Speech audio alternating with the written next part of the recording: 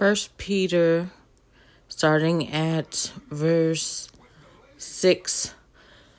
Humble yourselves, therefore, under the mighty hand of God, that he may exalt you in due time, casting all your care upon him, for he careth for you. And I know I've been in a state where I couldn't see that God cared for me. And we go through things sometimes that make it seem, Jesus cried out on the cross and he said, why have thou forsaken me? So you're going to go through times where you just feel forsaken. It's not that you are forsaken, because God is going to show up with a greater glory that's going to make it feel as if everything that you went through was for a purpose, a plan, and a bigger, greater mind than yours was seeing it, overseeing it, doing it, implementing it. Whenever you get into this God thing, God is in total control of everything that is his. And we are just like the little chess pieces. That's why it says to submit your body a living sacrifice, holy and acceptable. Attitudes are not acceptable. Unforgiveness is not acceptable. Backbiting is not acceptable. Verse 8, be sober. Sometimes it's hard to be sober because you're going through so much confusion. So like whenever God answered Job out of the whirlwind, you could tell people to be sober. You can tell me a lot of things. But actually being capable of doing what is being told to you to do and having the instructions or waiting on God to be able to do it. So be sober. There was a day when Job would be sober again, just like Peter, whenever he told him, whenever you come back to yourself. It says, be sober, be vigilant. Vigilant, that's a word to look up, vigilant. On guard, vigilant, because your adversary, you do have an adversary. Anybody that has submitted themselves under the mighty hand of God, you do have an adversary.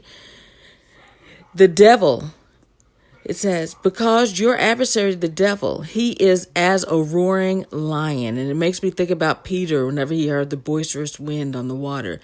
He's as a roaring lion. So in some ways, he's maybe loud like a roaring lion. He might look fierce like a roaring lion. He may show his teeth like a roaring lion, but he is as a roaring lion. So you are facing things sometimes that look grave and dire. As a roaring lion walketh about. Remember, he told God, and whenever they was in the Job situation, he's like, I go to and fro seeking. So that's what Satan does. He walketh about, seeking whom he may devour. He wants to destroy them. So we all know that Peter did go into the lion's den, and Satan was seeking to destroy Peter. It was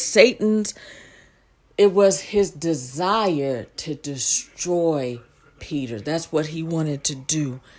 And sometimes whenever we feel like we're being destroyed, sometimes at one point I felt like I was in a wrestling match.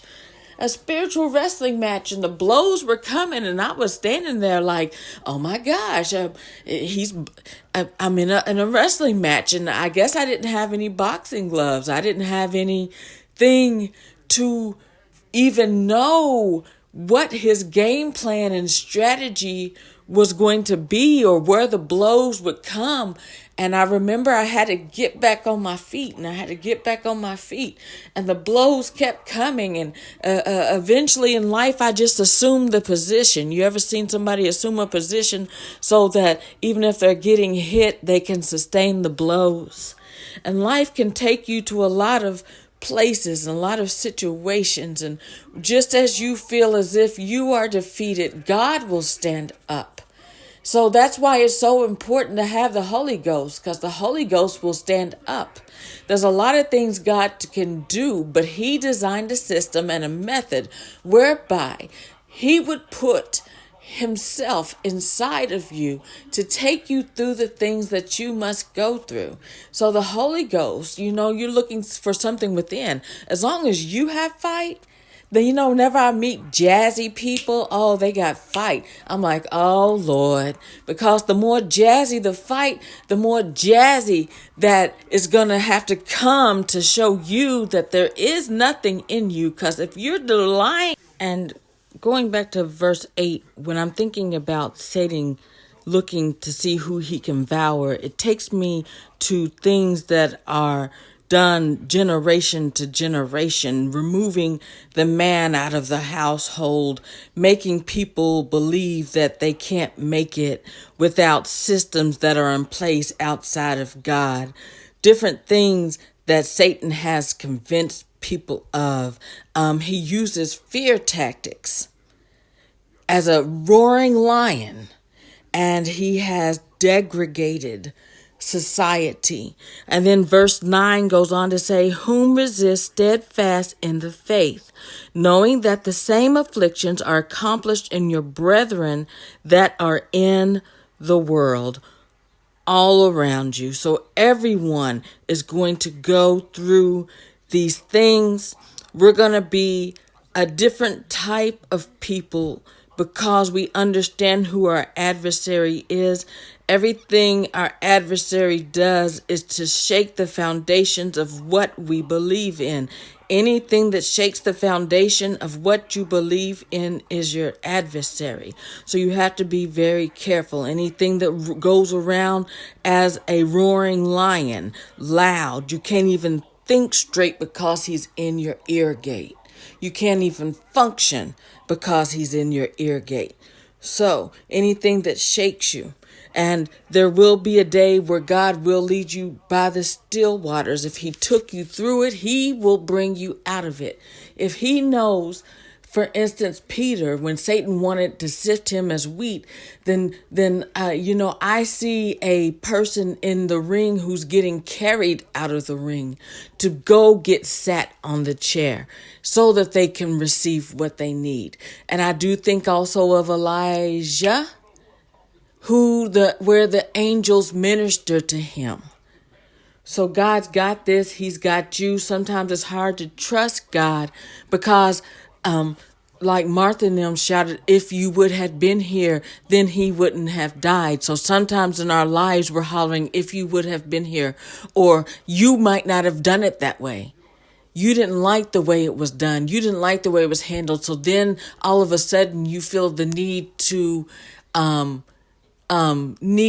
second guess or co-sign for God. Is this something I would do as well? When we have to get back to just hearing God, we have to get back to that David faith where God shouts and we run in. We have to get back to that David faith where David hears the people of God being challenged by a giant. And he's like, how dare you defy the armies of the living God? David's brothers didn't even know who they were. David had to step in and declare who God's people were.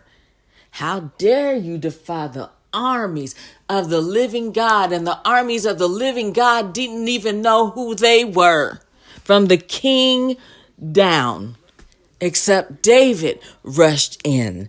And there is sometimes something that will come upon a man, but a man also has to have what it takes for that spirit to come upon him. He has to have the faith. He has to have the ability to hear. He has to have the ability to follow instruction with no apprehension.